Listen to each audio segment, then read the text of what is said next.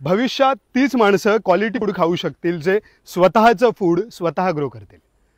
कारण उत्पन्न वाढवण्यासाठी अगदी दुधापासून भातापर्यंत बाजारातले सगळेच पदार्थ हे hybrid seeds, chemical fertilisers, pesticides वापरून पिकवले जातात। आमचे पूर्वज हजारो वर्षांपासून वापरत आलेलं हे गावठी लाल तांदळाचं बियाणं आम्ही इथे पेरतो आहोत।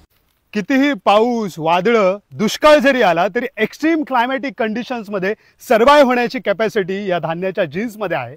म्हणूनच कोरोनामध्ये गावठी अन्न खाणारी गावातली माणसं आरोग्याच्या कोणत्याही सुविधा नसताना सर्वाइव्ह झाली होती। हायब्रिड भातापेक्षा ह्याचं उत्पन्न खूप कमी येतं, पण या भातापासून बनवलेली भाकरी, शिरवाळे, घावणे, धोंडास, उकड्या तांदळाची पेज ही पॉलिश राईसपेक्षाही जास्त चवदार आणि न्यूट्रिशियस असते। आपल्या महाराष्ट्रातील राहीबाई पोपेरे या मराठी आजींनी त्यांच्या गावच्या अशाच गावठी बियाणांची एक नेटिव्ह इंडिजिनस सीड बँक जपून ठेवली आहे। आपल्या उत्तम आरोग्यासाठी, बेस्ट क्वालिटी फूड खाण्यासाठी आपण आपल्या भागातली गावठी बियाणं, इंडिजिनस सीड्स जपायला हवी। सगळीच पैशासाठी नाही तर थोडी पोटासाठी सुद्धा शेती करायला हवी।